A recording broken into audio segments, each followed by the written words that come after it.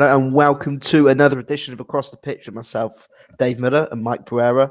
And also we're joined by a special guest, Jeffrey Mitchell later, at Father of Ben. Follow him on Twitter if you want to take a look at what he does before he comes on. Obviously, it's been an action-packed week for the Union, and we're going to jump right into it with some massive news today. Mike, Andre Blake, contract extension. How big is that for the team? That is literally the best news I've heard all week, all month, all year. I'm so excited to have Andre Blake back. And, it's nice talking to you, Dave. I've been looking forward to the show all week. One, because of Jeffrey Mitchell's on the show. I'm a big fan of his. But two, because there's so much to talk about right now before this DC United match. Oh, absolutely. As you were saying before the show started, it's been a week. It's been a week since the last game. There's been no game since our last show, and we still got so much to talk about and discuss, which is always a positive. And again, it's obviously been a very busy week for the Union when perhaps coming into this game, we were looking a bit worried, a bit concerned. We've got some great news with the contract extensions. We've got some news regarding Ilsinho's availability in the future. But again, Andre Blake, obviously the cornerstone of this team, has signed a multi-year contract extension. And the Union managed to keep the best goalkeeper in the MLS for the foreseeable future. Mm-hmm. And it somewhat sums up what Ernst Tanner and Jim Curtin have somewhat been talking about when they signed their contract extensions, that they wanted to keep this core of players together. I saw a tweet on Twitter earlier that said they've signed Kai Wagner, they've signed Shabirko, they've re-signed the likes of Jose Martinez. They want this core together for a long time. They want to make sure that this team stays together and they can compete at the top for as long as they can. Yeah, and one of the things about the Union is they don't spend a lot of money on free agents or players coming in, so they really do have to keep their core intact as much as possible, keep their homegrowns intact. So what they're doing now is building this core. Thanks for chiming in, Rich. This core together for as long as possible. And right now they have this group until about 2024. So, I mean, we really have a good couple, 3 or 4 years left of this particular group, which I'm excited about, of course. I know exactly. And as you're saying, they've got 3 years. And, I mean, they're in the semi-finals of the CONCACAF Champions League. They're 3 games away from history. I don't think there will be a better chance for the Union than this season to go on and win it in the style they have. They probably should have home advantage now from now until the final. If they do make the final, this is the year. If they're going to win it all, now is the time. But obviously, again, some other huge news that came, I believe, on Monday with Ernst Tanner signing his contract extension. Obviously, I was mourning the loss of the England and Euros, but that somewhat did brighten my day up a bit, saying that Ernst had turned down European attention to stay with the Union. Just how big is that for the team? Not just what the work that he's done on the pitch, but off the pitch as well. Well, for one, he's done well so far with the players he brought in. You know, one of the biggest question marks was how is Tanner going to address missing Ernst and missing McKenzie in the offseason? He brings in Flock, he brings in Findlay, who automatically have made contributions. I mean, Flock in particular has been excellent. He's probably been the best players on the roster. So you have the same guy who brought in Kai and Casper now continuing for the next couple of years to bring in that same talent. He uses the same type of system to bring in that I guess whoever catches his eye. So I'm very excited. And Tanner's done great, and I cannot wait to see what he's going to do in the next couple of years. Absolutely. As you were saying, he's done a great job recruiting players. He's also, not only has he done a great job going into Europe and finding these somewhat unearthed gems like Kasper Shabirko, who's become a top striker in the MLS, Jakub Glasney and players like that. He's also managed to go out there and find the likes of Jose Martinez. Actually, no, he did sign Jerome Montero. Yep. He also got Jose Martinez and Sergio Santos in South America. So he's got that scope, not just in Europe, but he's also been able to find good value for money players in South America. Yeah, and almost a transition to one of our other topics with Orvik announcing that he's going on loan. You're not going to hit gold on every single player. You are going to have a couple misses. And if Orvik leaving is the one miss we have out of this entire collection of players, then I'm really not that upset by it. Like you mentioned, he's done a great job with every single person he's brought in so far. Exactly. If you've got a 95% hit rate or 90% hit rate, I mean, you're not going to get upset if one player doesn't work out. Maybe he might have been one of the more higher profile players because of the fee that was paid. But when you bring in other players like Kai Wagner and Jakob Glesnes, who perhaps weren't playing, who perhaps weren't as well known, you didn't pay as big of a fee unless they come in and they've contributed like they have.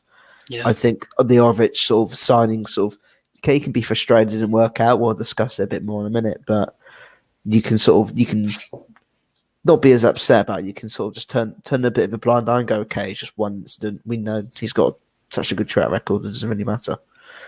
Yeah, no, you're right. I mean, look at the NFL. It's a different sport, obviously, but how many times do general managers make 8 draft picks and they only hit on 3 or 4 of them? So if Yeah, we're well above that percentage of success, and I am more than happy with who we have here, and it's like you mentioned perfectly, it's a lot yeah. of a bright future for this team.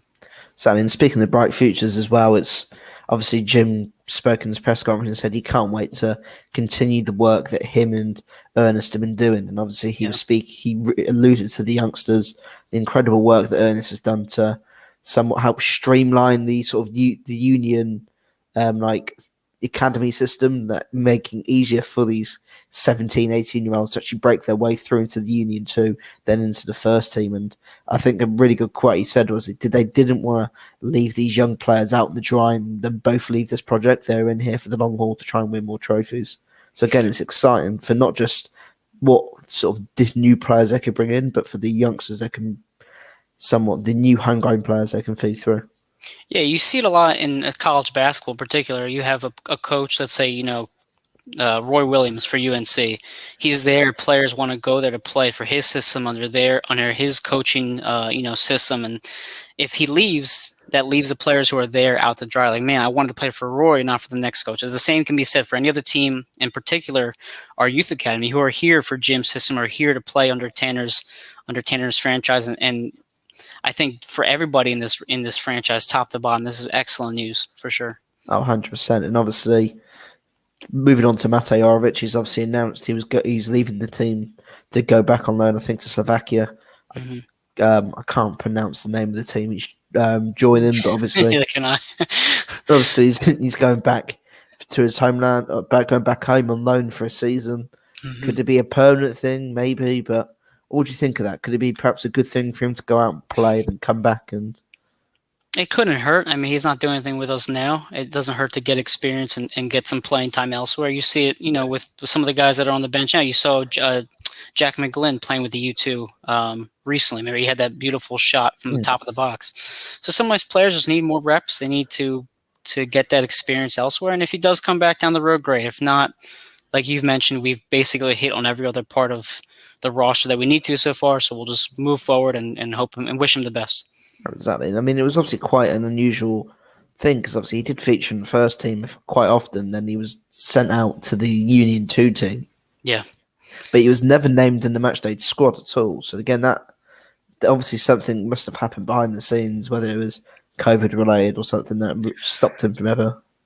Well, playing. you even had last year, or even I forget, was it the year prior last? It probably was last year. Jose Martinez was out, and you were thinking, okay, maybe he'll play here, but then you had Jack Elliott come in and play in the 6. Yeah. So that was kind of one of the signs where, like, if they're not even going to use him now when they're down, a man of his position, then when are they ever going to use him? Yeah. Or if it was a blowout, they would never just bring him on. So it was one of those things where it was. I think the writing was on the walls that he was just not really working out for this top roster. And I mean, the way that Jim sort of spoke about him in his press conference, it was sort of like a goodbye thing. So it's probably a loan with the view to make it permanent at the end of the season. So he was sort of saying, like, obviously it's unfortunate it happens in pro sports all the time where players just can't break into the matchday team. We wish him all the best and wish him well, and he obviously is a true professional. It sounded like a writing on the wall, as you said, sort of his time's up, but yeah, frustrating. And obviously, looking in depth at a bit more what happened in Jim's press conference. Obviously, some very positive news coming out of it, where he all but confirmed that Ilsinho will be featuring, should feature in some capacity in this weekend's game. Obviously, a long time since we last seen Ilsinho play in the Union shirt. Yeah. Mike, how happy are you to see him?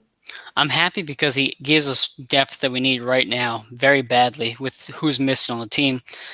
He gives you, that extra energy off the bench, especially in front of the home crowd, which I know we'll talk to Jeffrey about soon. Is when Elsinio comes on, there's just a different type of anticipation when he's on the pitch. Yeah, So I hope he's healthy. I hope he doesn't get re-injured because that's what happened last time. He came on for just a couple minutes and had to get taken off. So yeah. just stay healthy, give us 20, 25 solid minutes, and I think that will make a big difference for this team. I think it's going to be interesting as well to see when they bring him into the game, depending on Yeah. what the situation is. Because said he hasn't played in a while. I think I don't think he's actually played a minute of this season. So again, if the Union are chasing the game, they need to score a goal, or they're the game's tied up and they need. Do you know what I mean? If it's a high stakes situation and there's 25 minutes to go, you're going to bring him in then, or you're going to perhaps wait for the last 10 minutes and sort of slowly introduce him. How do you reckon they should approach this?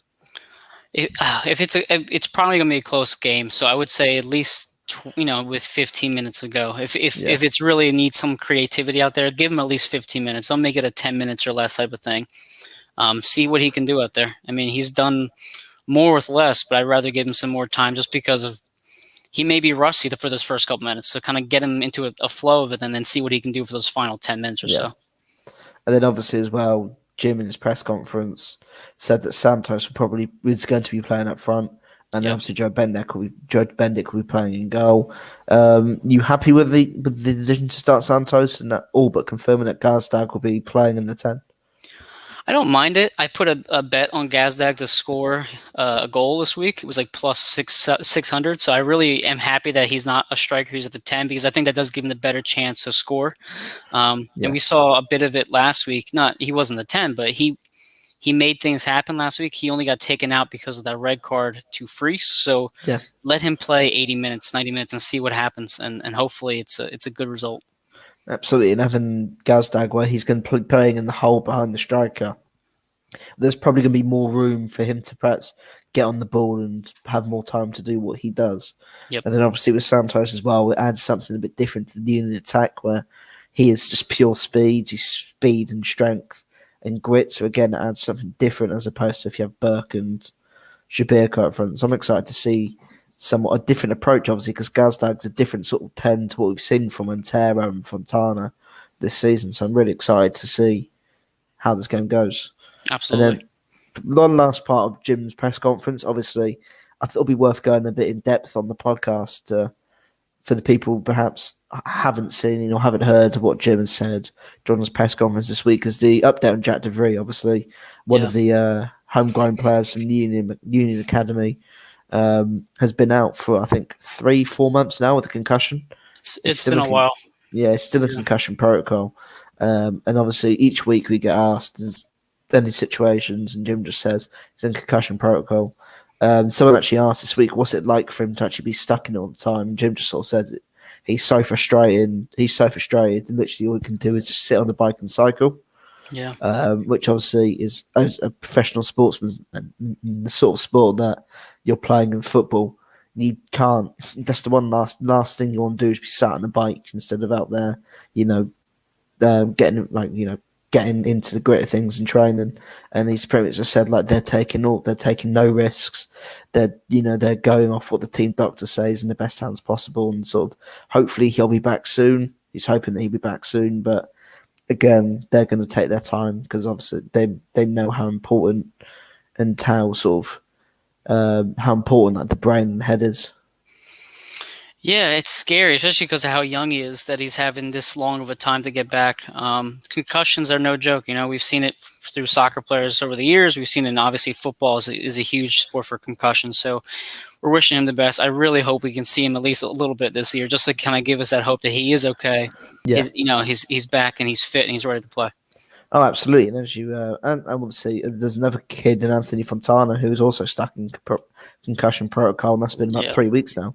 So again, are we going to be going down the same route with Fontana when 3 months' time we're still asking what's going on, which is probably a bit of a concern. And we talked about this the other week, how Fontana had a slow start, and you're hoping that he could kind of get some momentum. And now, in particular, will be his best chance to make an impact on this team with the players missing, and he can't. he can't do that. So again, same thing with we said about Jack. We want him to get back as healthy as possible, as soon Yeah, as possible, but obviously at the right time for the as long as the doctors say it's okay. yeah. And then obviously the Gold Cup's currently going on, and the Yes. Union, the only players that are away there for the Union are actually Jamaican and Andre Blake, Corey Burke, and Avis Powell. Obviously, Andre Blake got man of the match as they beat Suriname 2-0. Jim actually came out and really had a lot of praise for Avis and said he was fantastic in the game. And obviously, Corey came off the bench when the game was somewhat in control for Jamaica. So again, it's good to see the Union guys getting a win, building up their confidence for a Jamaica team that probably for the first time looks like they could be real competitors in this Gold Cup. Yeah, you want him to be healthy, healthy for first and foremost, but I really want to see Powell do well because if we do need him soon, I want him to have some sort of good mojo coming back to the Union because we saw Yeah, him play against Chicago and we weren't pleased with his performance at all. So struggled. he struggled. So maybe get into Jamaica, get away from Philly for a bit, kind of just I guess a change of environment for a couple of weeks might be good for him to come back and get right back at it. And hopefully we won't need him. I'd rather him be on the bench compared to Mbaizo or Wagner or anybody else being out. Yeah, But you want to see him confident when he comes back to Philly for sure. absolutely. And then obviously, just going through, looking at the MLS standings, obviously the Union's still sitting third place. Yep. Only issue is, I'd say, obviously, at the games in hand, the teams below them, everyone has essentially played a game less than the Union. So maybe we could see the Union drop in a bit further down the table in the coming weeks. But are you happy with where they are at the moment, or do you think perhaps they could Well, step up? if they weren't playing in the Champions League, I would be a little bit concerned. But because they Yeah, dedicated so much time to that early on, because they played such a grueling schedule early on, and they haven't been at home really at all. no, So you kind of I think it was someone from the Dupe on the River Pod was talking about this how it's still early in the season and the yeah, MLS season, like any sports season, is a long marathon. It is not a yeah, sprint to the end. So you're going to have moments where you're struggling. And guess what? We've been playing average and we're still getting points on the road. We're yeah. still keeping pace at the top of the table. So if we're playing poorly and still staying up top, then imagine if we can finally get this team healthy and on a roll. And I think this, as we play more home games, you're going to see more of that production and more of that, momentum building. Exactly. And as you mentioned, they've been playing so many games on the road. I Mm-hmm. think 4 of their last 5 games have been road games. Obviously, they've got the home game against DC United the weekend, and then they've got another 2 road games. I mean, I think 7 road games in 9 is ridiculous. It's tough. I mean, just what we've talked about traveling the MLS already, how hard that is. But then Yeah, you're coming off already a long stretch with the CCL and now going a multiple away games. It's not easy, and all these stadiums are getting their fans back too. So you're coming into very juiced up environments, which is what you saw in Nashville. You yeah. saw a very very excited environment, and same with Atlanta United. So I can't wait to have them home in front of a full crowd again. So it'll be the first time in I think 4 weeks, but it's just ridiculous. The fact I don't know who made the schedule, but to have 7 road games and 9 is ridiculous. Absolutely ridiculous. Agreed. Yeah. Absolutely. I Um, mean, okay, I lost words. But no, it is I what it really is. really Oh no, quick though. sorry.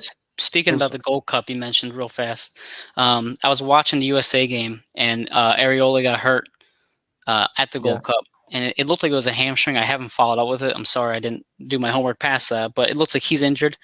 Obviously, he wouldn't be in Chester on Saturday anyway, but it's still a tough loss for them moving forward if he is yeah. significantly hurt. And then Pines, their defender, is also gone. So as much as we're going to be missing Miro and Blake, DC United is not at their full capacity right now. So we are, yeah, MLS is going to MLS. You're right about that, Eric. So I think that's something to keep a lookout for when we play DC United this weekend. Absolutely. And obviously, there was another big piece of Union news this week. I know, Mike, obviously, you were very excited about it, and Jeff will bring Jeff on in a little bit. And I know he was also very excited about it as well. The new Union dedicated game. Obviously, Mike, can you give us an update on what the game's like, what you've got to do? And So I beat it already. It was not that hard. I played on normal, so it's easy normal or insanity, which I haven't tried yet.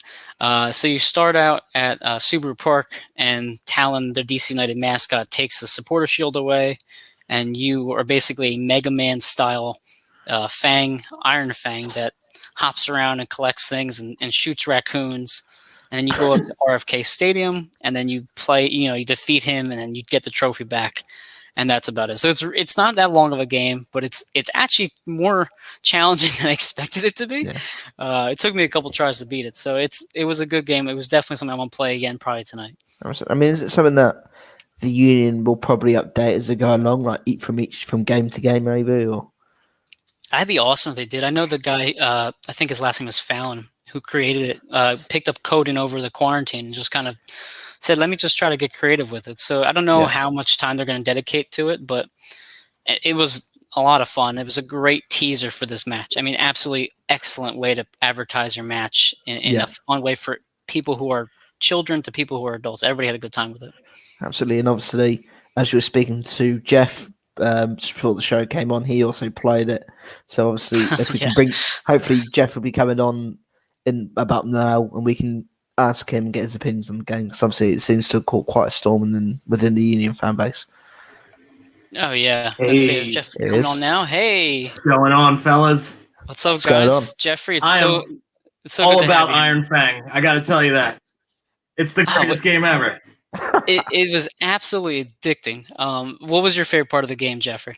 Like I think the 8-bit or 16-bit is like nostalgic, but for me it was like the little Easter eggs in the background. Yes, like Preston and Steve in there, or just the little Fang eggs that you collect. Like it was just a great nod to the team, and it seems like our like the video team, the digital team, this social media, they seem like they're on the cutting edge. Like they're always doing stuff ahead of the curve, and this is another example of that, I think. Absolutely. I mean, I love the sort of content that the Union do manage to get out, whether it's sort of like the troll tweets that they usually put out after they win a game. I know they did it. I know it's probably not been as regular this season during the MLS, but I remember during the MLS's back cup, they was talking a lot of smack after each win on Twitter, which I quite liked. Sort of like playing around with the tweets saying that we've just kicked this team out of the tournament, which I quite liked. Yeah, I love it too, because like the office is just as involved. Like I know. It's a paycheck, it's a job, but you can tell that the people that work here really love this team as much as the fans do. And a personal relationship with a lot of the office staff, and they do care. And, people think like they just set them as like they're these people in this ivory tower, but they're there every game day, every day, and they want all of us to have the best experience we can have at the park. Oh, absolutely. And as someone that has worked as part of a media team at a football club, it's so when everyone, not just on the field and the coach and stuff, but behind the scenes is getting along with each other and having fun and enjoying things, you can tell that's when the club is on the up, and that's when the club is succeeding. And that's obviously a great sign to hear that everyone behind the scenes is having just as much fun, is just as happy as everyone on the actual field. And obviously, Jeff, last week the Union played against the New York Red Bulls, the big rivalry game, which we all obviously look forward to in the season. What were your thoughts of the game? So how do you think the game went? Like I saw, and I could agree. Some people were kind of disappointed, but when you think of that result on the road with 10 men, just like everything that could go wrong went wrong, and that they still had the heart and the focus to get that goal. Like to me, that's the sign of a great team. Like and like. Yeah, I mean, like I get it, the disappointment, but you got to put that in context. 10 men on the road, and Jim just goes all in, which was great because, some people criticize him for being a little conservative, but like you said, what's the difference if you lose 1-0 or 3-0? Let's go all in and get this point. And you could, when the celebration, you can see that these guys believe in Jim, and Jim believes in these guys. And yes, I get it. Absolutely. I am a homer. I'll admit that, but people like to make fun of me for being positive, but I'm like, why not just put that energy into this team, because that's the energy they're giving us. And that's what I got from that game. In previous years, 5 years ago, the Union would have just totally shut down, and they would have blew that game. And we don't do that anymore. Like you said, they get that point. And at the end of the year, that point's going to make a big difference in the standings. So, I think it was a huge game for us. Absolutely, and as you mentioned, sort of, I think people were disappointed about the result of being a 1-1 draw. But I think if you asked a lot of fans before the game that Union would go there and draw 1-1, they'd probably go, "Yeah, I'd take that." So again, like to go there and get with 10 men, and as you mentioned, the spirit within that team, how strong it is. We saw it early in the year against Atlanta in the way in which they were 2-0 down with 10 minutes to go, and teams would crumble at that point. Their sort of heads would go down, and they conceded another goal or two. Their heads went up, and they sort of, we're not going down. And again, you saw the celebrations in that game. Even Jim was one down the touchline to go celebrate in that game. Back to that social media, how great they are. They put a Jim celebrations with the guys, and I'm like, yep. You can't, put that enough. Like that doesn't, show up on the stat sheet. That doesn't, translate into FIFA ratings. But these guys, like, they believe in themselves and one another and Jim, and that's what's making this team great. And I think it's only going to get better retaining Ernst, retaining Blake, and the core of the team for the next 3, 4, 5 years, which in MLS is almost unheard of because there's usually, in years past, you would lose half your team and you couldn't remember one guy from the next. Jersey would be obsolete by the end of the season, and they're actually really building a strong core, especially with the homegrowns. And these guys want to be here, and that's what I want. You're going to win games, you're going to lose games, but I want to see guys that care as much about this town and this sport and, us as a fan base as we care about them. And I think that's what we got in this team. Absolutely. Yeah, I think one of the things you guys touched on is the culture. It's not just the players, it's not just the coach. It's literally from the top to the bottom of the franchise. The culture has changed so much over the last 5 years. Jeff, how many times have we said, "Oh, that's so Union. There it is again. That's so Union. They're doing something again," and that is no longer there anymore.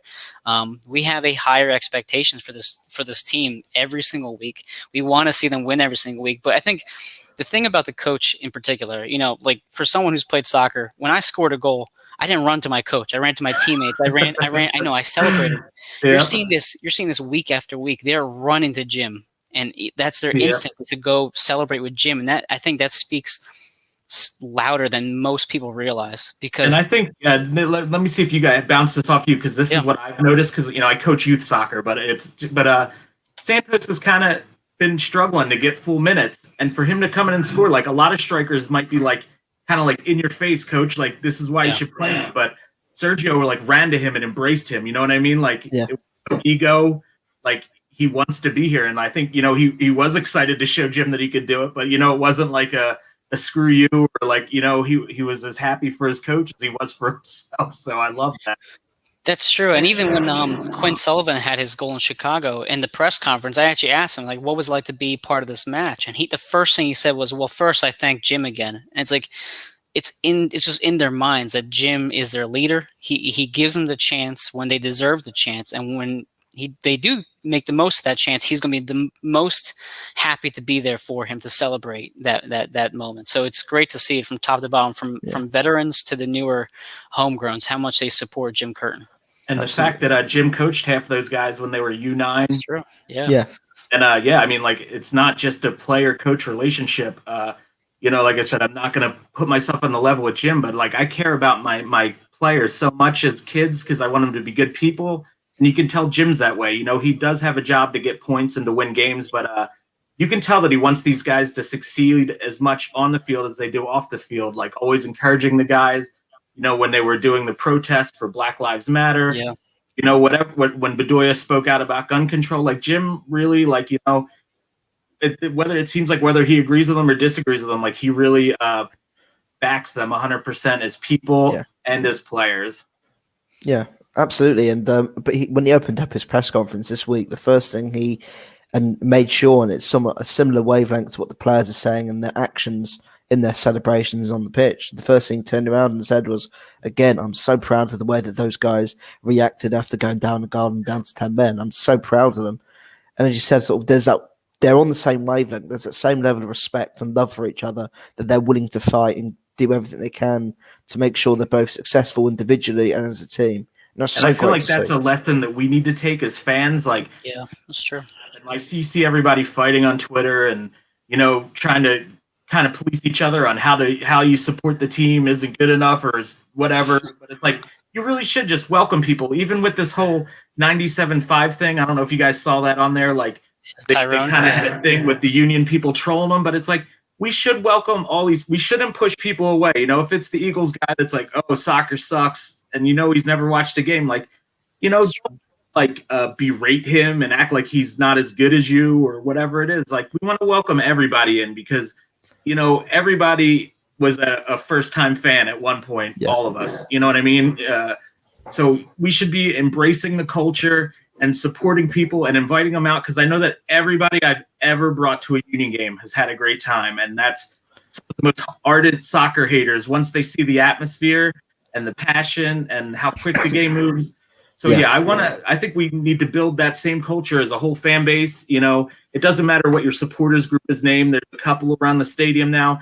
You know, it doesn't matter. Like I said, I've been to hundreds of games, but if it's your first game, you're just as much a Union fan as I am. You've invested your time and money to come see this team, and you should welcome people like that. And as I heard you mention other podcasts, like, I love that about the city. Like, most places, other podcasts would be slamming each other or, you know, Twitter beefing, but everybody I see is like, you know, having each other on their shows, and or if not, just encouraging one another. And like, that's because there's enough for everybody, and we want to grow this sport. You know what I mean? It doesn't matter like what your background is, what your, you know, gender, your race, whatever. Like, I want everybody to feel like this is their team and, like, you know, this is their family.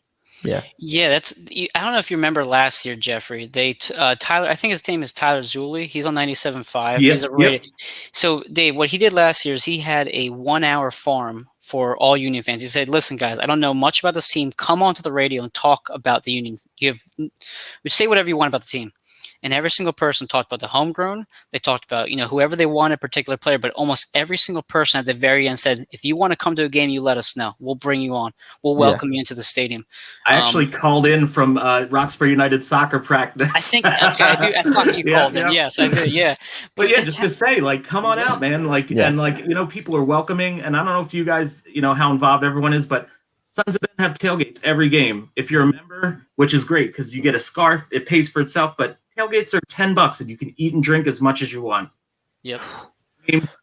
It's unbelievable. You can't beat that value. You can barely buy one beer inside the stadium for $10. And there's so much room. There's games. And like I said, it's kid friendly. You know, it's everybody's welcome. And, you know, I know people are like, oh, there's cliques and that. And there are, but it's like, I always tell people, if you need a place to stand and you've never been to a game, section 136, row H, seats 20 to 21, like, come stand with me if you don't have any friends that want to come with you. You know, I'm always trying to carpool people because, like, that's how much I love this. And I waited my whole life to have a team in the city, and we finally got one.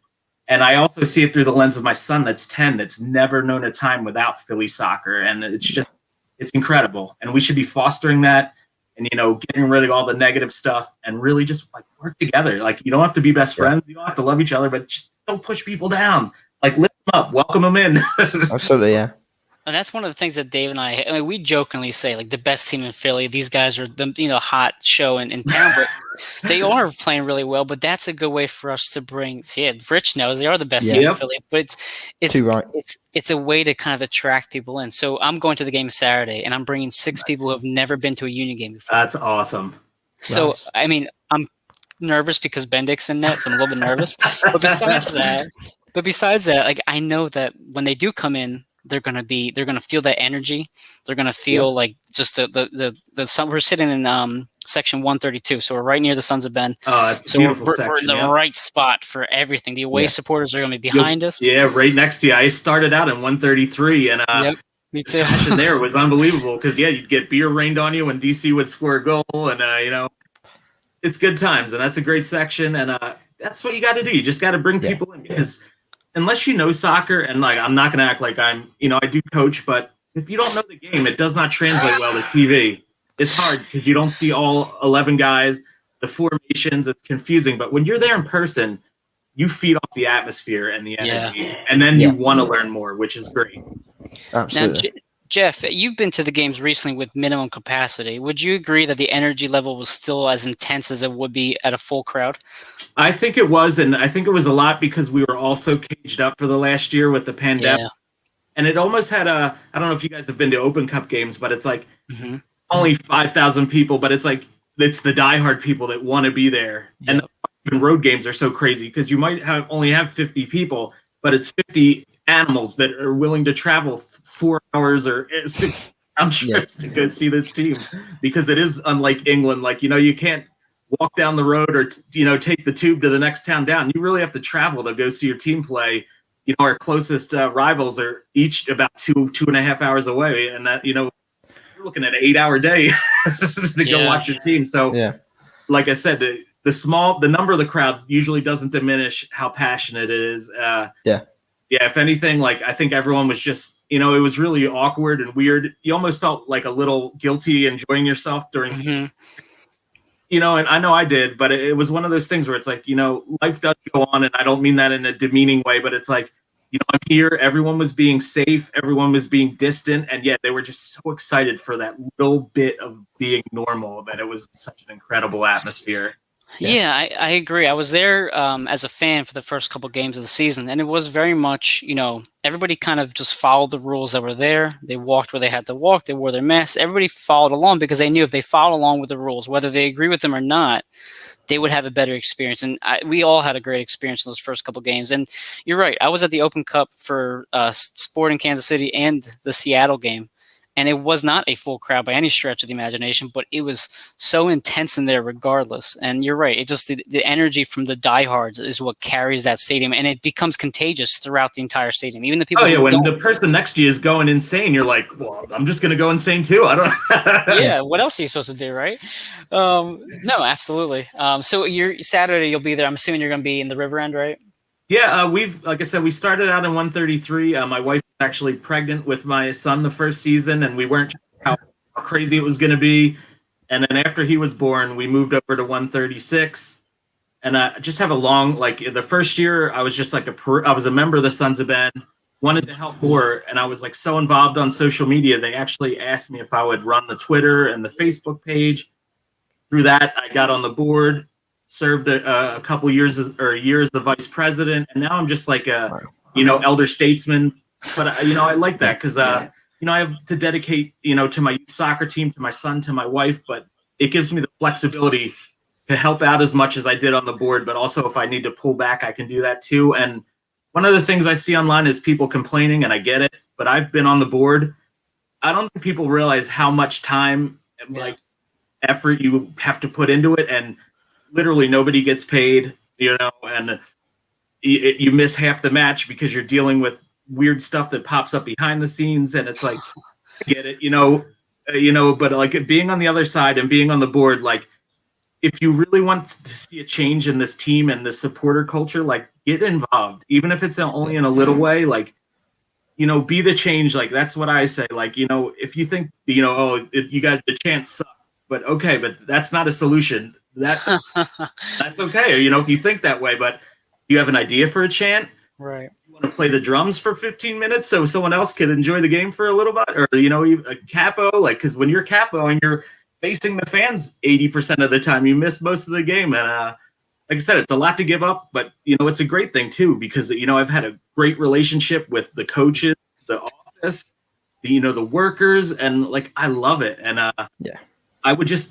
Man, get involved if you can, whatever it is, even if you can only volunteer to tailgate, to serve beer, or dish out a couple burgers for 2 hours. Like, you get to meet people too. And like I said, it just really builds the family environment, and you're only as good as your worst supporter. You know what I mean? Like, guys, if you want it to be better, you can't just say it sucks. I mean, that's step one, but you got to bring some solutions to the table too. Well, I think you touched on one thing too, with the relationship with the coaches. So Jim's birthday was the other day, and you saw one of the Sons of Ben members give him a slice of cake on the supporter shield.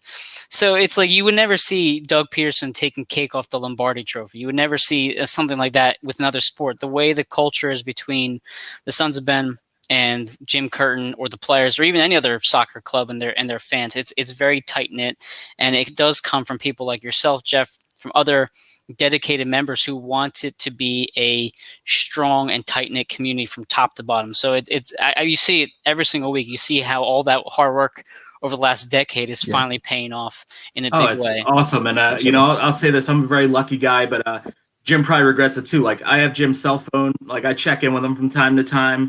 My kid was little. We would go to open practices, and Jim would like walk Ben onto the field, and that like as a dad that loves soccer, like that moment just means like he would take them over to kick around with the guys and just like make them feel welcome, and like that's next level stuff. Like that's not in his job description. No.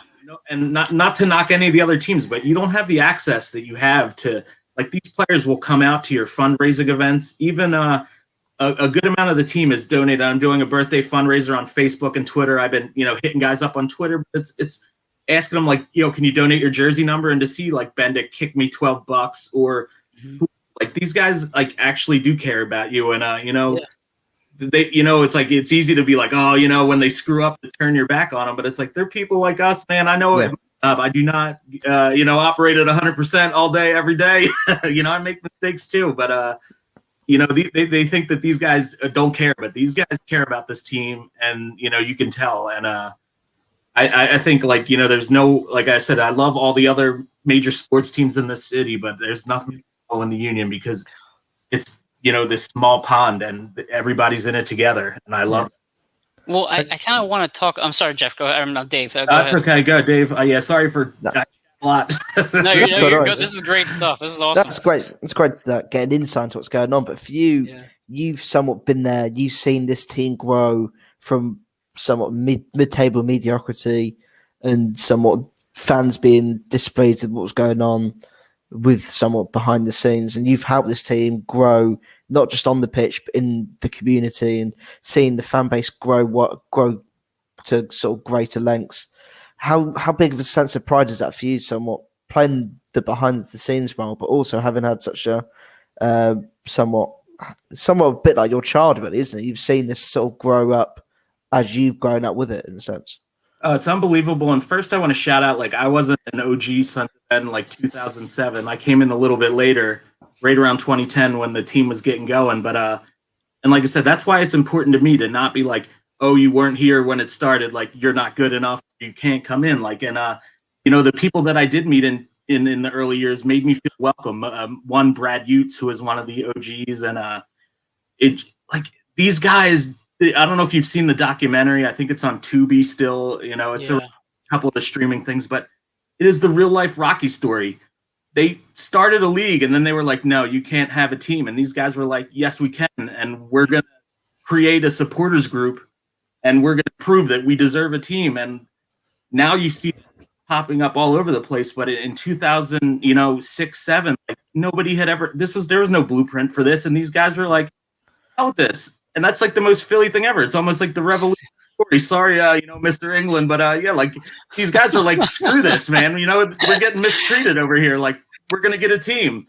And then like, you see the documentary, like these guys committed their whole lives for something that people were telling them can never happen. You can't do this. It'll never happen. Yeah. And that's like, I think people forget, and that's okay. Like, or new people, like how special the origin of this team is. And how different it is than every single organization out there. Like it's, to my knowledge, never been done, before that. And it's unbelievable because someone had to invest, $30 million, $40 million in a bunch of, let's say assholes from the internet that are like, hey, we want a soccer team. And just seeing it grow has been great. And, I see it from both sides because, like I said, I came in a little late, and the originals, I see people go like, I'm sad that it isn't what it used to be because, you kind of grew this thing up and now it's grown to like bigger than you can ever.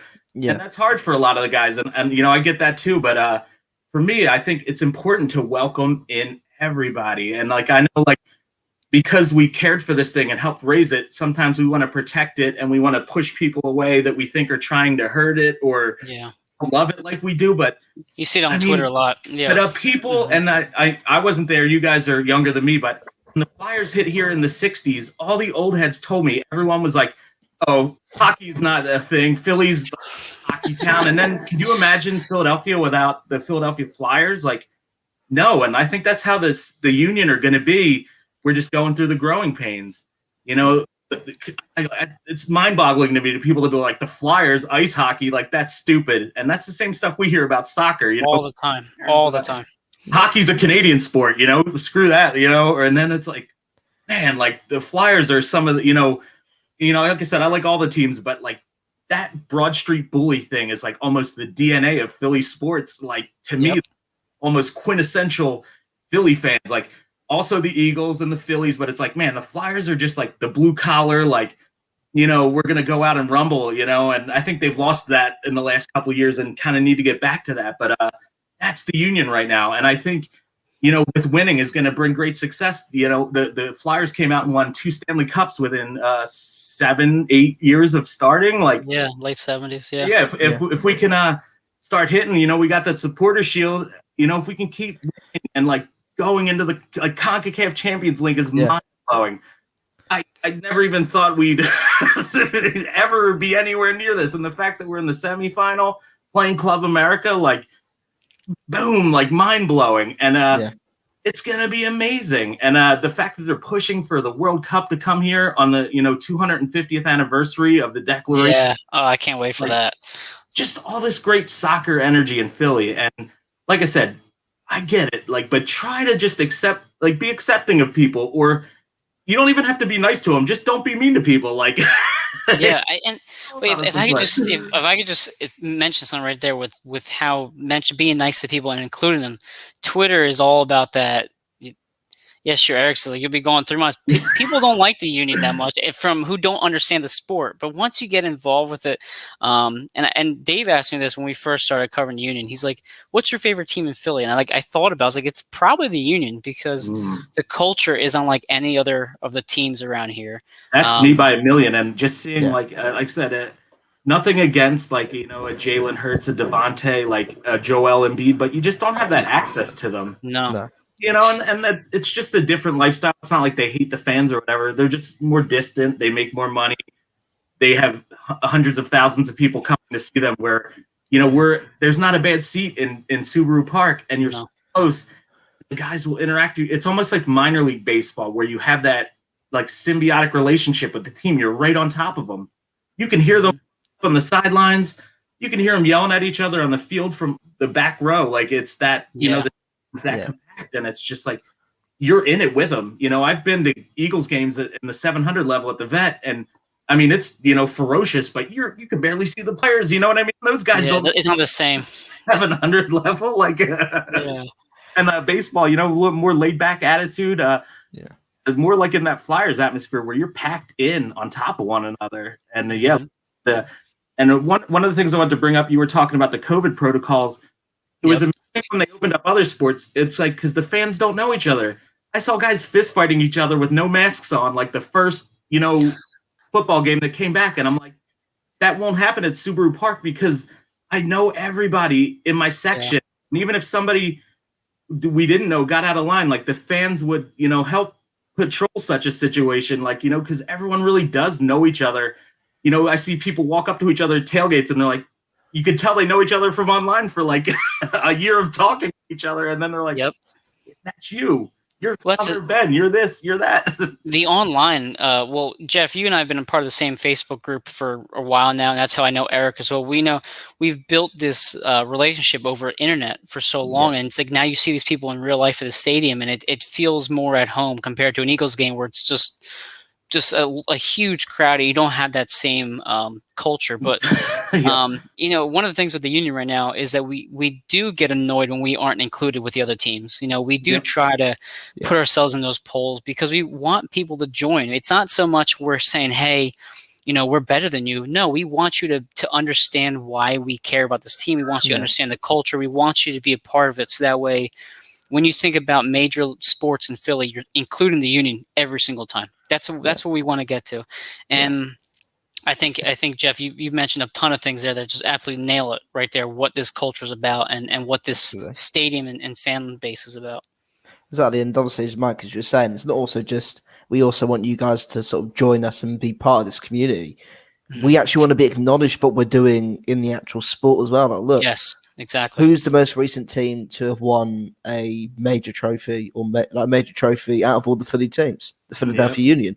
Mm-hmm. Whereas there should be more coverage. And obviously, I've been blocked on Twitter by Tyrone, so I can't see what's going on. I mean, and I saw Tyrone, and like, I'm gonna say, like, I like Tyrone. I think he's a great guy. He's actually gonna be at the game August 4th, and nice.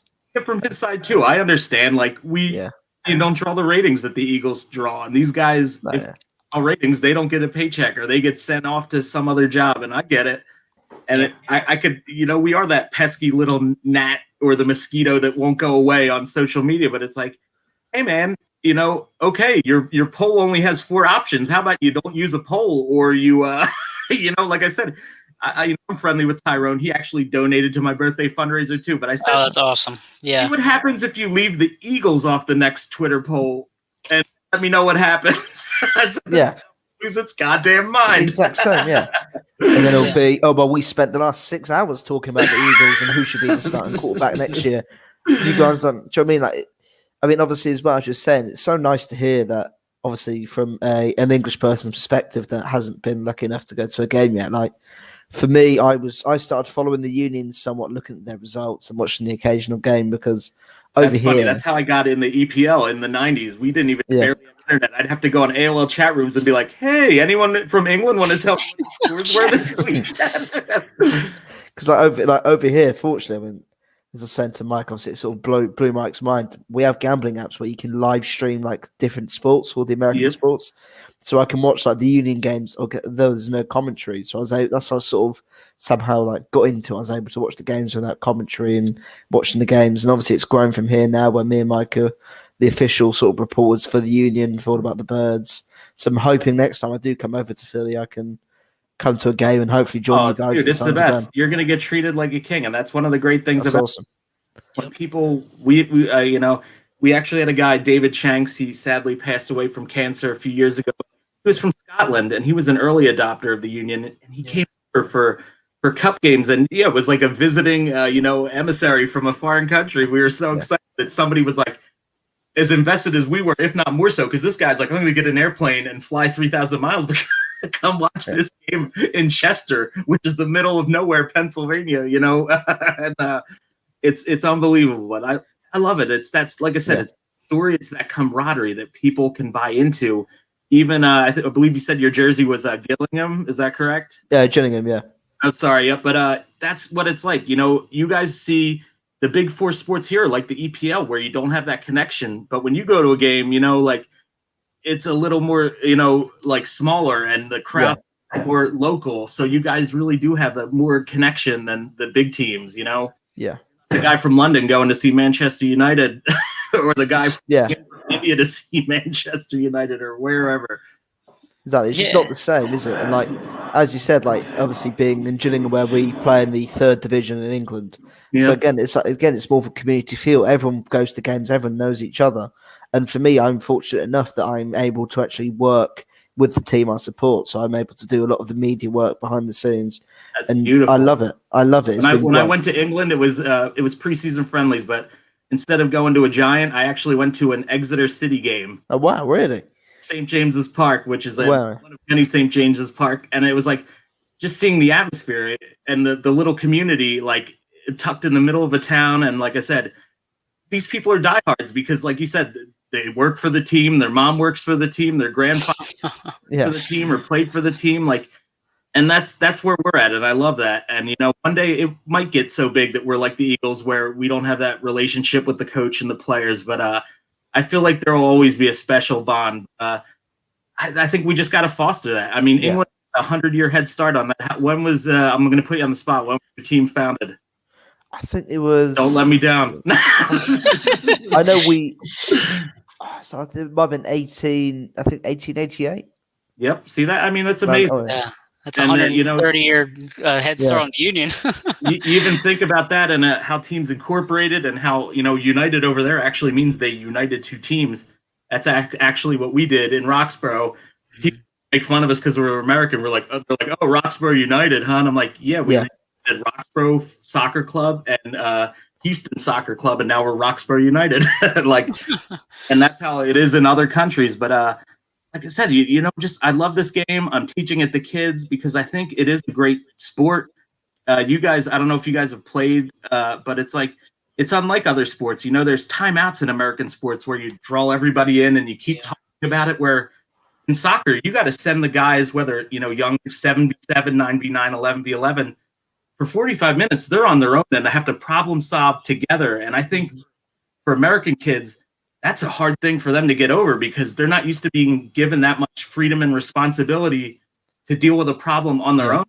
You know, I coach them all week. I give them tactics on the sideline, and then the whistle blows. And guess what? It's you guys and those guys, and you got to figure it out. And I think that's an amazing thing about soccer. Like, you're not huddling after every play. You know, baseball, it's a weird one-on-one duel, and then if he hits it, other guys come into play. Yeah. You know, hockey, they're constantly jumping off the bench and jumping on the bench. Basketball, there's constant timeouts. Soccer, you have 11 guys on a field that need to figure out so many fluid moving pieces at the same time. And I think that's why it's a great tool for me for teaching kids how to be good people and good problem solvers and believing in one another, because it's one of those sports where one guy can't do it all. No. And I tell my guys that, you know, you may not have scored that goal, but if it wasn't for the 10 other of you guys, we wouldn't have created that chance. Or when we leave up a goal, I'm like, don't blame the goalie. The ball had to pass through 10 other guys to get through that goalie and go into that net. And it really helps build, like I said, the community, the family. Like, you're out there and you can only rely on the guy next to you and behind you. And I can yell as much as I want on the sideline, but you are in the thick of it with those guys. And that's what makes soccer the beautiful game, man. It's incredible. I mean, it's so fluid. And as you said, it's sort of, it helps teach the kids and helps teach people. Like, again, it's creative problem solving on the top of your head. Like, you haven't got time to stand there and think, oh, what am I going to do with the ball? You've got to get that ball, and you've got to straight away. You've got to sort of have an idea of what you're going to do with it. And how much the 10 other guys that don't have the ball have to think about what they're doing. People understand, and I think that's one of the great things that that you learn about soccer once you go to a game. Because on TV they focus on the guy with the ball. Yeah. You're not looking at the overlapping runs or the guys going into space or marking guys. And I'm like, it's this great game. And like I said, I get why people that don't understand it. If I saw it on TV and didn't understand it, I'd be like, this is stupid. I don't understand. Like, it's the dumbest thing ever. But once you pull back and are in a game and you see all the moving pieces and seeing like the left backs make overlapping runs and whatever else it is, like, it's incredible to see 11 guys like moving as one. It's like symbiote, like it's this weird thing. They become one unit and it's incredible. Well, Jeff, Jim has mentioned how, this team doesn't have that one prolific playmaker or goal scorer. That all 11 guys have to buy into the system, and all 11 guys have to play their hardest.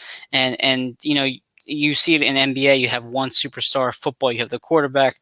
The Union are not built like that. The Union are very much built as this team has to win together or they're going to lose together. And it's great to have that the players who could easily just make it about themselves. Like you saw Santos, like you mentioned earlier. Santos could easily make that goal all about himself, but no, he's out celebrating with his teammates. He's celebrating with his coach because he knows everybody bought into him to have that moment to score a goal. So it's absolutely spot on. And Jeff, I kind of wanted to talk to you a bit about the youth in Roxbury United. You're obviously very involved with it, and the Union are very much involved with the youth. So, can you talk about the Union's connection to Roxbury United, and they recently just signed with the Swag also. So if you could kind of talk about just how involved they are with all the youth. Yep. And, I think the Union, and I'll start off by saying the Union, the way the franchise was, we were one of those weird things where we didn't start out, we didn't have a practice pitch, we barely had an academy. So the Union were constantly moving in the first years just to get their own house in order. And now teams are seeing that. You're seeing teams have academies before they even start. You're seeing structures in place because they've seen what happened to other teams. So now the Union, and they've been doing this for a couple of years, but trying to catch up, and especially in the urban area, because it's so. I mean, you're from England, but in America, it's a suburban sport because it's a lot of money to play at a high level. Yeah, missing out on so many great athletes in the city. Like Roxborough is Northwest Philadelphia. We're in a pretty good section, but it's like there's so many kids here that can't afford to play at an elite team. So we've partnered. We're a Union affiliate program to give our kids a chance, where they can play affordable soccer, but also we have Union trainers come out and instruct us as coaches. And once they take our teams and they run them through drills so that our teams can learn and we can learn, because we're an all volunteer organization. I love soccer. But most of our people are parents that have maybe don't even watch soccer and are coaching. And, they love their kids and that's why they're doing it. But it's like now they have, Tim that's like, my son wants to play soccer. I've never played soccer. I've never watched soccer. Getting instruction from David Pedikin and union coaches that are teaching us the game to teach the kids the game. And it's also giving these kids a shot. I have a couple kids that are in the pathway to the pros program that we have. That's awesome. Never would have gotten a look because they can't afford to pay $5,000 to play for an elite soccer team. That's the one thing that baffles me. Pay a couple $100 to play for Roxborough. And, I'll admit it, we're playing in public parks. We are like when we travel, I see our teams like kind of get intimidated because we're playing against $1,000 academies that have matching track suits and embroidered bags. And, we're showing up with our plastic bag full of oranges and, numbers are barely hanging on, whatever. We have jersey, like teams have waist strips when we play. Like it's intimidating. We don't have the resources. So the union are really coming in to our clubs and giving us an opportunity for these kids to play top flight soccer. You know what I mean? It's incredible. And it's great because it isn't just about that. Like they're not just trying to come in and cherry pick players. Like they want to see our community succeed because they know if kids learn to love this game and learn to love like themselves because of this game, like it's just going to grow. And that's what happened in England, 1890, it used to be churches that would start up teams to get kids that were in trouble. I know, because I'll get booed maybe, but Manchester City was my team. I started following in 94. Oh. 1994. So they used to play Gillingham. They played them in the final. Let's skip past that. Skip past that. But way back. But that team started because they had troublemakers in the neighborhood, and the priest and the nuns were like, start a team. It was West Gorton St. Mark's. They started a soccer club. They grew the community. Like, instead of these kids going to jail or, dying of drinking and drugs and muggings or God knows what, because Manchester used to be pretty crazy back in the day, grew the community through soccer. And that's, what the union want to do. And it's a whole different generation, a whole new set of circumstances. But the kids that are so good in this country, think of all these sports. We have the 4 major sports. Like, what would it look like if Joel Embiid was a soccer player, if LeBron James was a soccer player, like any of these top sporting guys were soccer players, but in other countries, there's really not the option to make money in other sports. So everyone goes for one sport. Yeah. But we're missing out on so many players. We have a country of 3 million people. And then you see that we went to Trinidad and Tobago and couldn't qualify for the World Cup a couple of years ago. You know what I mean? Like it's mind-boggling. Yeah. That is, soccer grew in the wrong way where it became an elite sport for rich people and is the game of the people. And that is the most important thing. And that's what I try to stress. And family, like this is a game born of the people. And you don't want to see it lost to Super League and egos and $1 million, like guys making $200 million a year. Like it's insane. Like when you see the Gold Cup and you see these small teams and the passion that their fans have, like, it's unbelievable when you see like a Guatemala or a Honduras and it's like the passion and the fans and like the players and, they don't have the resources that any of these big countries have. And that's how youth soccer is in this country. And that's what the union are trying to come and just build belief and give resources. And, the players are coming out to inspire the kids. Like, how awesome is it that not only do my kids get to see that we have a professional soccer team in Philly, those guys will come and talk to them at training where they can go to games. And when they go to games, these players stay after and they will sign autographs. They will talk to the kids. Like, that means so much. You know what I mean? Yeah. Like, it is a whole different level of, you see Division III soccer is a whole different ball game. Like, you see guys out and about at the grocery store, at the, I'm sure at the places to eat and stuff like that. And you see that here. I love guys. Ali Bedoya was just on Twitter the other day saying, hey, Philly fans, where should I go to eat in Philadelphia? Yeah. Love that he's embracing the city, and he's trying to grow the game. Like, he's such a great ambassador. And like I said, he's a role model that I do not mind my kid looking up to. And I'll be the first to admit, like, it's not the job of an athlete to be a role model. Like, that's my job as a parent. But there's not a player on this team that I don't mind my kid looking up to. Right. From the bottom to the top. Even these guys like seeing Quinn Sullivan, he's 16 years old, my kid's 10, to be like, there's a kid 6 years older than you, and if that's your dream and you want to work hard, you know that you can do this now. Because you saw Quinn Sullivan, who used to play for Fishtown, who's one of Roxborough's rivals, score a bicycle kick in his first debut game, like unbelievable. And Brandon Craig is from Fishtown, and we have guys from Bear, Delaware. Like everybody's from here. Medford Messi. Yeah. seeing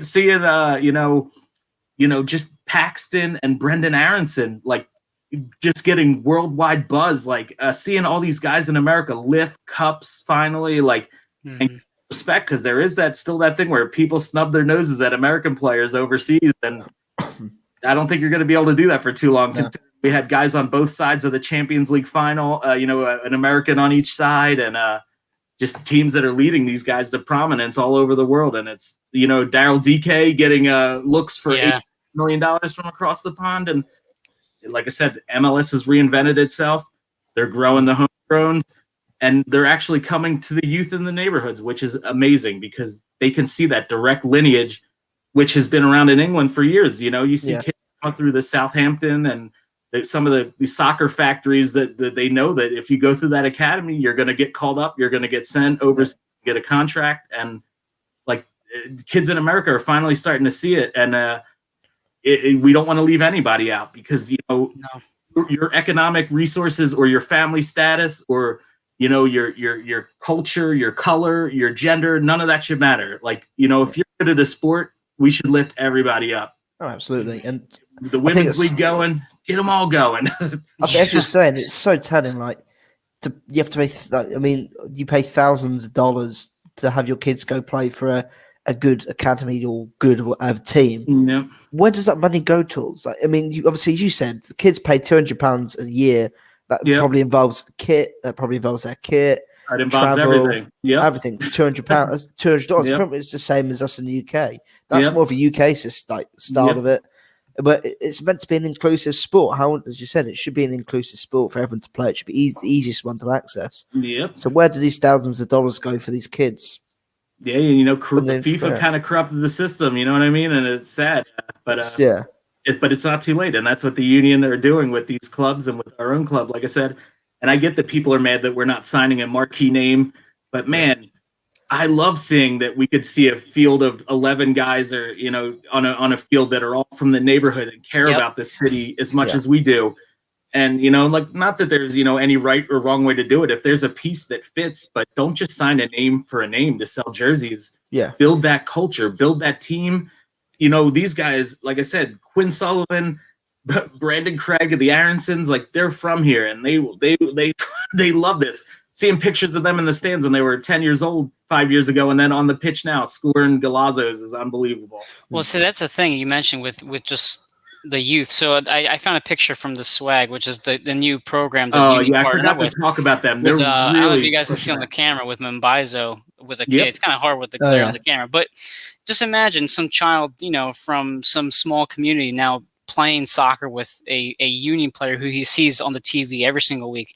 The great part is even with Mbaizo, and I'm bad, I can't recall what country he's from, but just seeing that. Cameroon. What was that? I'm sorry. Oh, so it's from Cameroon. Cameroon. There you go. Like I said, that's incredible. Like, and it's important to see that soccer is the universal language too. Like you can play with, you see these national teams, and I'm like, half these guys might not even speak the same. When you saw France win the World Cup, it was like, a bunch of guys were, African nation guys that were playing because, France, they had, France status, but there was guys from all over the world. And that's America in a nutshell, is the melting pot. Like, it doesn't matter. Like, Americans are built up of immigrants. And to me, that's a great thing. And it's sad to, to see it become a divisive thing. But, like I said, I see in my kid that and nobody's perfect, but the next generation is getting better and better. And when he sees Olivier Mbaizo, he doesn't see an African man. He doesn't see, an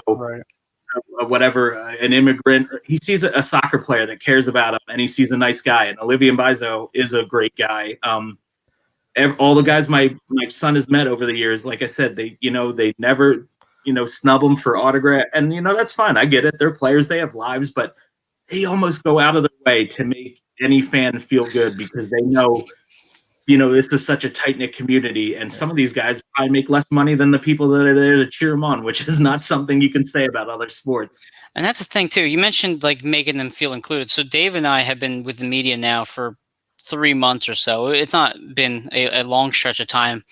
And I didn't really know what to expect going into press conferences, how I was going to be treated by the other reporters, how I was going to be greeted by the players. But, they call my name, and there I am one-on-one with Jim Curtin. And he's like, who the hell is this kid? Like, when it's from Jonathan Tannenwald, and it's me after him.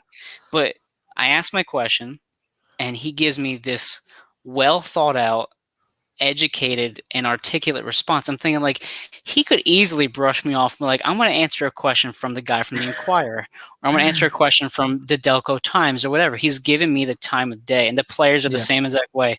We had Casper and I think Jacob were kind of commenting and laughing at Dave's. Oh, he's British. He's got a British accent. It was a comfortable environment to be in. Be like, wow, like you're talking to these players, but you don't feel like you're talking to a professional athlete.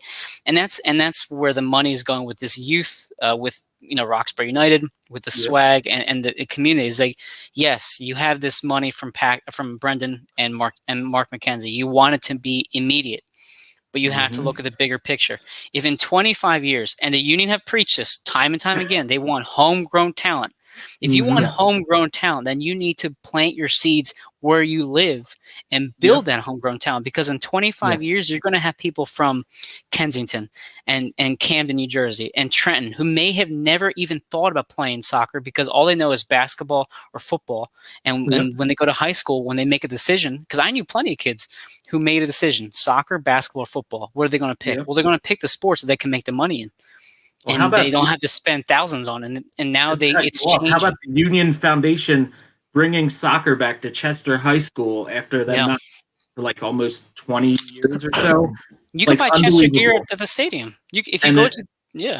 Unbelievable. And soccer, like I said, like Chester is a basketball town. That's it's just because that's all they knew, and they have a great football team too. But there's so many great athletes. Why not have a soccer team? God, imagine how great it would be for a kid from Chester to go to the program and play at Subaru Park. And you did mention swag. I feel bad. I kind of shortchanged them, but they are doing the most amazing work because they're doing what we're doing, but into even like poorer communities, people that couldn't even afford $200 a year. They're like, we're going to help you get a soccer ball and learn about soccer. No matter what. We don't care what you make, where you live, and they're going into every nook and cranny in this town. And I love that about this team. And we're lucky. Roxborough's a middle class, pretty good neighborhood. Like we aren't as rich as the suburbs, we aren't as poor as the inner city, but the Union have found a way to fine tune to get a soccer ball at the feet of every kid that wants to learn. And like I said, they invest just as much resources with coaches. Like we're getting Marlon LeBlanc that is, was ex-coaching U2 and has been at the academy, coming out to talk to my kids. And like I said, like to me, that like these kids don't know who he is. He was on the staff for Trinidad and Tobago. Like the man is just like a genius of soccer. And he doesn't care if my kids are paying, $50 to be there or, thousands of dollars to be like, he treats every kid as a lover of soccer, and that's what it takes to grow this game. And the Union are just on fire. David Pedikin is actually the director of the program, and he's just done so much. He's from England too. He's he's a big fan. Southampton, his wife's a Portsmouth fan, so they have a little bit of a heated relationship going on there. But they're just incredible people, and like I said, they came over from England and they're part of the immigrant nation that is America. And, they keep roots and they keep their culture, but they infuse it in, and they're like fantastic Americans. Their son, Kyle, has a great, coaching. He's like a level C or B, and I forget. He's way up the charts now. But yeah, they love the kids and they love the game. I know David travels to Mexico and here and there. Like he doesn't even speak Spanish, but he speaks soccer, and he was able to teach all these kids. He tells me the funniest stories about, I had 200, Mexican kids around me ready to learn soccer. And he's like, I don't even know how to talk to them, but I know how to put the ball down and show them they know and what I know. And he's like, it's the universal language. And it's awesome. And I hope I think Philly would be is the greatest city for this kind of passionate sport. And it's going through growing pains, and that's okay. When something's new and unfamiliar, people are scared of it, or people don't want to, get unfamiliar. You feel stupid when you're going into something you don't know about. And that's okay. Part of being human, and the best part of being human, is learning something new. And like I said, we're on to something here, and I know we're all a part of it. And like I said, I give you guys this advice, and take it or leave it, but never get in competition with these other podcasts. Right, 100%. Yep. Just support each other, and there's enough for everybody, and like you want to lift each other up. You don't want to be the crabs in the bucket that keep pulling each other down, and then nobody gets ahead. Like, absolutely, we're only going to get better together, and that's my big thing at Roxborough is together. And I have a chant I give my kids every game. I say we win. They yell together, and I say we lose, and they scream together, and I say we get better together. And the first time I say we lose, you see half the kids go like, "What the hell?" Like, because they're not used to hearing that. But in life and in sports, you're going to lose as much as you win. Yeah, and Philly fans know all about that. Yeah, it's important to learn how to lose, and it's not a loss if you learn from it and you get better. And that's my whole philosophy in life and in sports. And like I said, we're going to make this the greatest. And like, I know we can do it. It's going to be awesome. And thanks to you guys, thanks to all the podcasts. Like I said, the ticket takers at the stadium, the ticket reps. I know everybody gives them grief, and we do have our problems, but be the change. Like I said, if a better way for the cars to get out of the stadium at night, or a better way for security to patrol this, like whatever you have, the union are willing to listen. And that's one thing for being on the board, off the board. They want it to be great, and we want it to be great, but it's only going to be great if people put their minds together and come up with ways and innovative ways to do that. And they've started that early on. I mean, you mentioned Chester. I mean, for Dave, you may not know Chester that well, or for people who listen who may not know Chester that well, it's not it's a lower income community, and the union say, hey, we're going to plant our stadium here, and we're going to build a soccer team here, and they could have easily just planted it and walked away, and that's it. But they say, you know what, we're going to get involved with Chester. We're going to help the city. We're going to find ways to make you feel like we are not just some stranger, but we're actually part of your community, and that's why it's great. You would never see the Eagles selling, Chester gear at the stadium. You can go to the stadium right now and buy a Union shirt and then buy a Chester shirt right next to each other and purchase it, because it's they want to feel like you're in this community and they're part of Chester. It's not just some thing on the side underneath the bridge. So it starts from there, and you've seen it now 11 years, 12 years down the road, how more people are getting excited to see this team grow, and I guess I'll kind of segue into the where you can watch these games. Now more and more bars are popping up that are becoming union style bars. I mean, Jeffrey, you've been posting online about New Ridge Brewing Company recently. There are a lot of places now where you can go to watch union games. So you've been posting about these guys a lot. Can you talk about this new brewery? These guys, incredible. Actually met them in 2010. They, Sons of Ben, two brothers, Chris and Eric. They have another partner, I believe his name's Vince, but they're from Roxborough. Their dad was a firefighter in my community for 30, 40 years. He coached, Little League and all that other stuff. And then these two brothers were like, we want to build our business in our neighborhood, that family thing all over again. They're planting their roots where their dad lived, where, their grandfather lived. Now Chris just has a new son named Nico. And his wife and the baby are out at the brewery, and the game's on. They have the sound on. Like, they want you to be there. And it's just a great thing. Like I said, again, where you're just meeting your neighbors at the local watering hole. We're getting almost back to that organic soccer English lifestyle where you go to your local pub. And that's awesome because, we are this small community still. So everybody, you get to know everybody, and the same 10, 13, 14, 15 people show up every game, and you start to become more than just people that watch soccer. And with social media, you learn their names, you learn what they do, you see what they do in the community, you see their kids grow up. Like, I'm coaching a lot of these kids, people I drink with. Now I'm coaching their kids in soccer, and it's a symbiotic relationship. And I love Eric and Chris. They were in bands. They were in a Legion 76, punk rockers. They toured everywhere, and their whole thing was DIY punk. They would go on European tours that they booked themselves, and they had that same attitude about their beer, and they've created this amazing little brewery with the food is like unbelievable, and the drinks are unbelievable, and like I said, it isn't just like going to a bar and like this really like fake or like it's real atmosphere. It's real homey, and like I said, they're invested in their community, so the community is invested in them. So, like I said, I've been trying to get people out to watch games there, and everyone's having fun. The neighborhood's coming out, and through that, the neighbors are getting into Roxbury United. I'm trying to get the guys. I'm like, hey, let's do our fundraisers there. Let's have a Roxbury United beer. Let's raise money for the kids, like whatever it is, and like they love it. They're all in. They love the union. They love the neighborhood, and it's so important. Like I said, the whole thing is just one person at a time. It really needs to be organic for it to be an amazing thing, and that's what MLS and soccer is bringing. And the rest of the world knows this. From the 1890s, some of these teams have built up their infrastructure, and I've watched some of the documentaries on the founding of some of those teams, or the derbies and the crazy things, and it's like it's in the DNA of the whole community. Bagging your groceries cares about how the local soccer team's doing that Saturday, and if the team's doing well and gets promoted, the whole neighborhood gets more money. And yeah, symbiotic relationship, and that's what I want to see. I don't want it to be like this distant thing, like like I said, I love the other 4 sports teams, but it kind of like is faceless sometimes, and it doesn't have that vibe. And it's not a bad thing. Maybe the union will get that big that day, but until it does, like we have this great thing that's ours, and we got to grow it organically.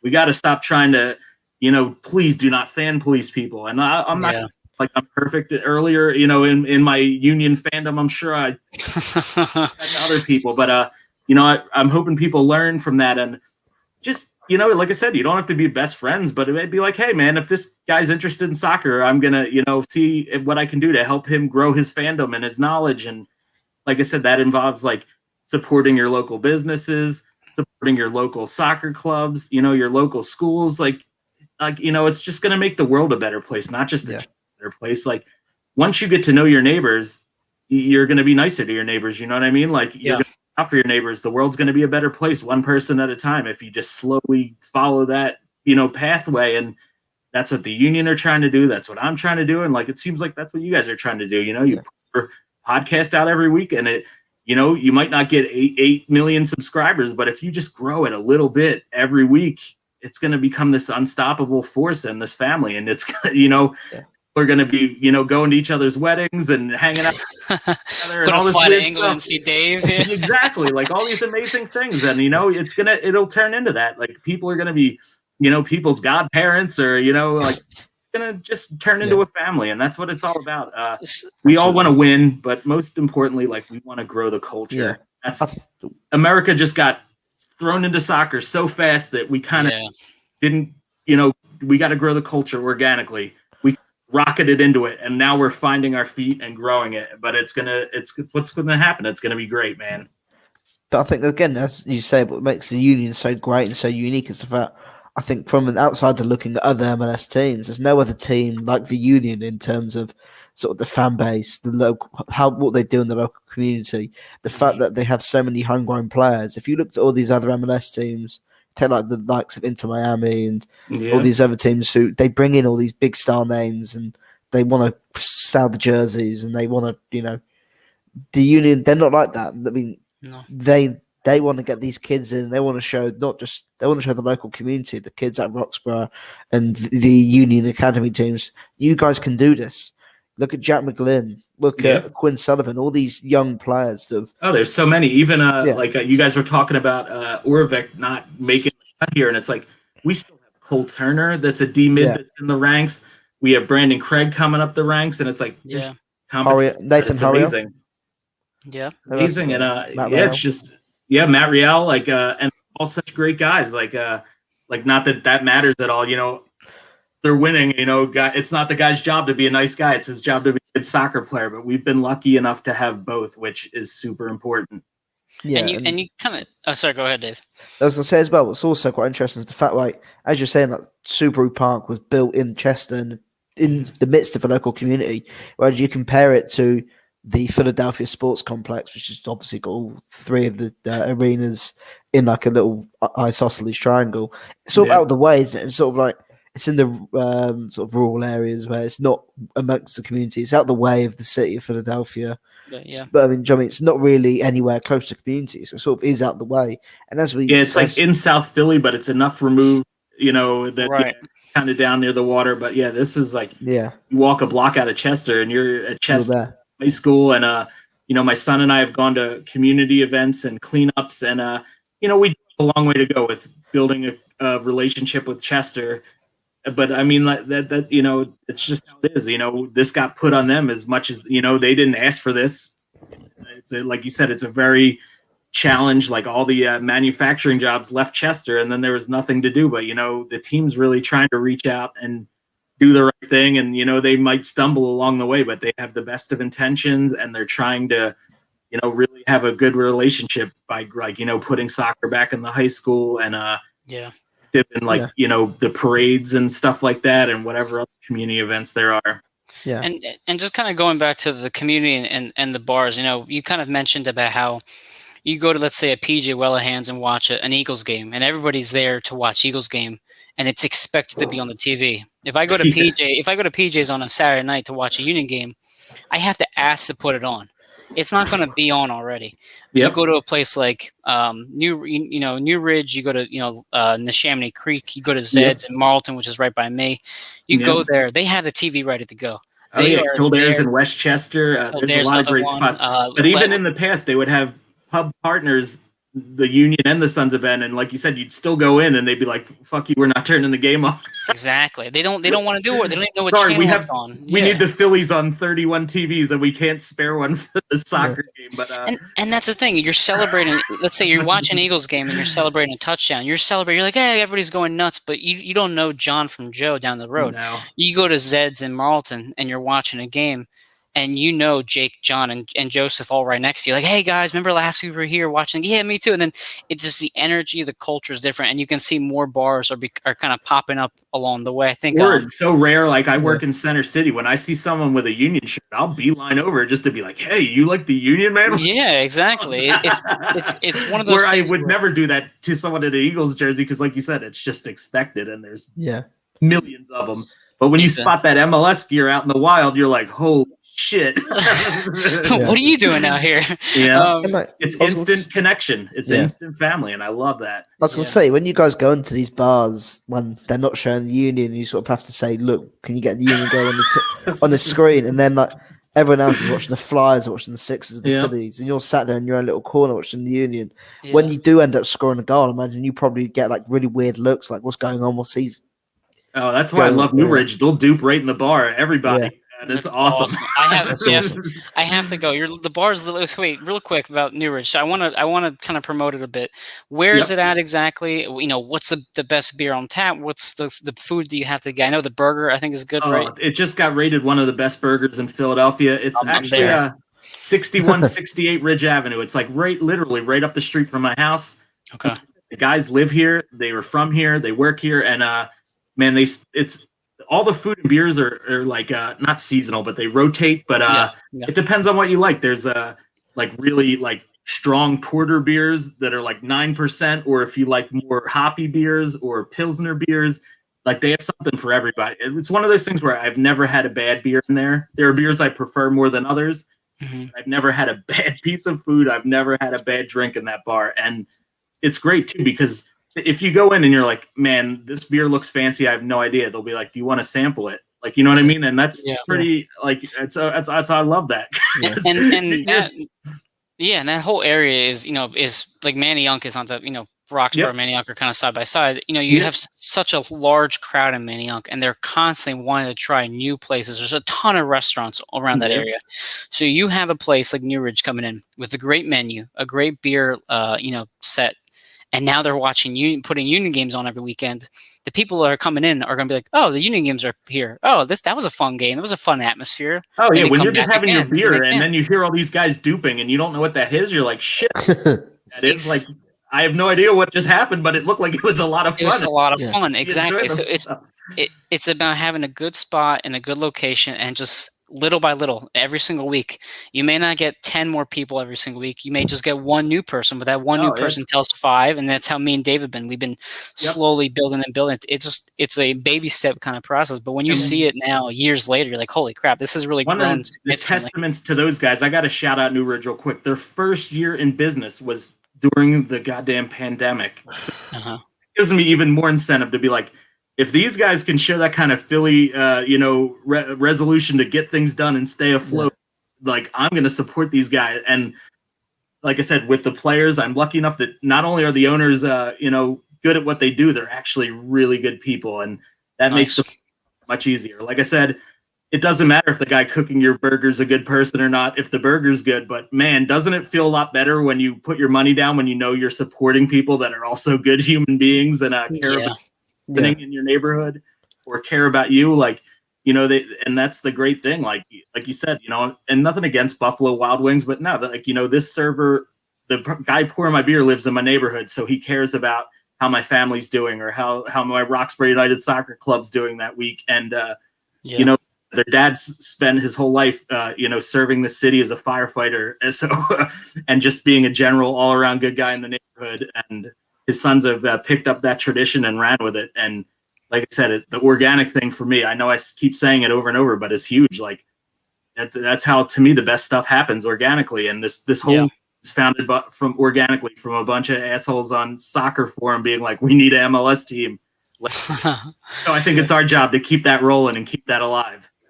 Well, Absolutely. now, Jeff, real quick. So I know next week is your birthday, so happy early birthday. Thank you. One gift that the Union have to give you is a DC United win this weekend. So I know I'll have to text Jim about that.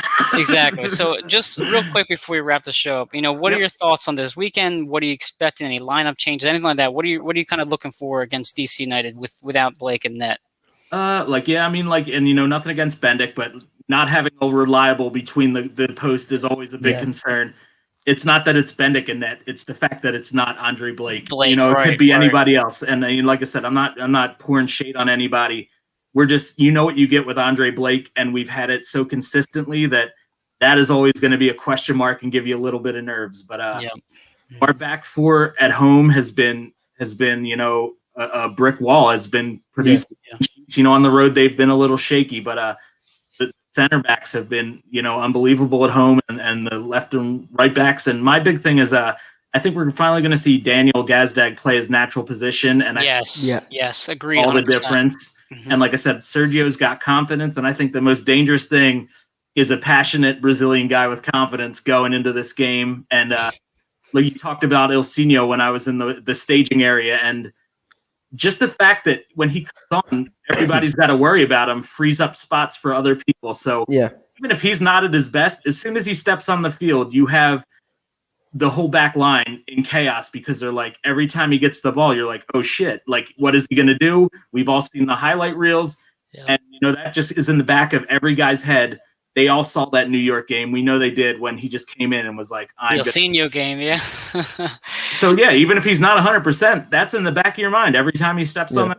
So if that frees up, Shabilko or Santos or Gazdag, that's awesome. And like I said, I think the guys, it's been a long time since we've been home. It feels like forever since we've been to a game, and I think they're going to feed off the energy. I think it's going to be a chippy game, because it always is against DC and New York, but I feel like the guys are going to persevere again, and I'm feeling a win. Yeah, how about you, Dave? Any particular thought there before we close up? I mean, just adding on to the Ilsinho point, you said it's going to somewhat cause a bit of panic for DC when they see him come on the field, but obviously Ilsinho is a big fan favourite as well, it's already going to be a capacity crowd. It's going to be a passionate crowd. Yeah, the crowd's going to be on top of DC when they hear Ilsinho come on. The extra boost it's going to give the fans, like everyone's going to get hyped up to see Ilsinho come on the pitch. Like, do you know what I mean? It will then add that extra pressure the crowd will bring on to the DC players as well, and hopefully give the players around Ilsinho a lift. So again, he will have a big impact, not just on the field, but off the field as well, the fans. And as soon as everyone sees him because they warm up right in front of the river end. Once you see Ilsinho reaching for his penny, like you get like, oh man. Here we go. happen. Yep. But no, I think it's going to be incredible. And, the team, like I said, people kind of, I think because it feels like forever ago too, we forget about the Champions League and how much they have proven in that league. And we did get off to a slower start in the regular season, but to be in third place, to be in the CONCACAF Champions League semifinal, and to be coming, hopefully, to play a couple more games at home and get our footing on this and get our confidence. I think that we're ready to make a good run in the league and start getting our feet under us now. 100%. Absolutely. This could be huge. And again, I think I'm going to go with Jeff. I think the Union will win. I'm going to go 2-1. Yeah, it's going to be chippy. I could do 2-1. Yeah. I mean, I think DC, again, they've hit a good run of form. They've got 10 points in their last 5 games, coming off a 7. You're swaggering in when you score 7 goals against anybody. So, yeah. So, like Jim said, that confidence, you just got to take the wind out of their sails early. You know what I mean? Yeah. Absolutely. You got to pick them in the teeth real quick and then let them know what's up. And then get on your front foot, play that pressing system that we do. And just do what we do, man. Exactly. I think Jim will be expecting more from the players. I think he acknowledged in his press conference yesterday, he sort of said, look, I mean, obviously we went into DC and we won earlier this season. But I think for large parts of that game, DC were probably the better team. We managed to get that goal and, sort of be our resilient selves defensively and shut them out. So he's going to hopefully challenge these players and go, look, go out there and dominate this game from the start and produce a game like Portland where we score early, please. Not an own goal though. Score early. No one does. No own goals. Yeah. But again, and defend set pieces. I mean, I thought they were really good last week against New York with the corners. Yes. So hopefully, there's no shambolic defending from corners this week. Yeah, we've been so much better on set pieces, offensively and defensively. So, it's a big growth in our team and in our game. Absolutely. I'm going to go Santos and I'm going to go Santos and Flack. I think Flack might get. Come on, you don't think Gazdag's going to finally put one in the old onion bag? Gazdag, I think Gazdag will get an assist. Fingers crossed, Gazdag can get an assist. All right, I'll take that. Listen, I need to win the bets. I'm gonna go goal for here and have Daniel score a goal. You know, if Gazdag scores, I'm coming back for another $5 donation in my birthday fund. I'll send it right over. Don't worry about that. I definitely need that. Yeah, I hope he gets it because he's been right there. The last game was right there. Oh, I think he's ready. He's due, and I think playing in front of the home crowd. And like I said, they asked him to play out of position, which Jim admitted didn't work. So no, but Jim learned. And that's one thing he admits. He will admit it. He said right away, I gambled and we lost, and that's. That's on him, but he admits it. Mm-hmm. Yep, I think we're going to see everything everybody in their natural spots, and I think these guys are fired up and ready to go. I'm excited. That's the big thing. Me too. I'm excited for the game. It's good. I mean, obviously they've been gone. They haven't played a game in 10 days, so I mean, it'd be good to finally see them get back. Yep. Back out there, and Curtin's now going to dominate the next month of my life. So fingers crossed. Things going to get a win. But obviously, before we end the show, we have to obviously shout out our brilliant sponsors at All About the Birds. So we'll start off with Manscaped. If you want to get the man in your life the perfect gift, well, getting the Manscaped Lawnmower 4.0. You heard that right. The Lawnmower 4.0. Get 20% off plus free shipping with the code AATBirds at manscaped.com. Imagine surprising your man with a sleek, well-designed and optimized body hair trimmer that says your balls will thank you. That's 20% off of free shipping at manscaped.com and use the code AATBirds. And then with OddsJam. OddsJam is the #1 software platform for sportsbook bandits. Their software shows you how to make risk-free cash off FanDuel, DraftKings, other books with the arbitrage calculator, and never lose a bet again. And sign up today at oddsjam.com via All About the Birds. And then Statement Games. Check out Statement Games Incorporated for a fun new way to play fantasy sports and have just entertainment in general. You can win gift cards, prizes, and more. And it's also free to sign up. So sign up for free at obviously statementgames.com. With 99 jerseys, obviously I know a lot of our guys on our other podcasts rep the jerseys that they buy from 99 jerseys. So 99jerseys.com, you can get 20% off your next order by using the discount code AATBirds20. So check out their website for the quality kick-ass jerseys of your favorite sports movie characters and throwback jerseys to some of your favorite stars. So again, order at 99jersey.com and save 20% off by using the code AATBirds. And obviously as well, we have our own shop with All About the Birds. So you can get your across the pitch gear and all the other All About the Birds network gear from all our shows at aatbirds.com/shop. Right there. There's our shirt there. Yep. That was somewhere. And then obviously again, follow all about the Birds social media. Follow, like, subscribe all our social media platforms from Facebook, Twitter, YouTube, and Instagram. And if you've missed a show, if you end up missing tonight's show, you missed yesterday's show, make sure you can come back and listen to it on YouTube, or you can listen to it on Apple Podcasts, Spotify. So again, there's so many other opportunities. If you missed a show, you can go back and watch it, and subscribe to get notified of all our new content, and leave us a review.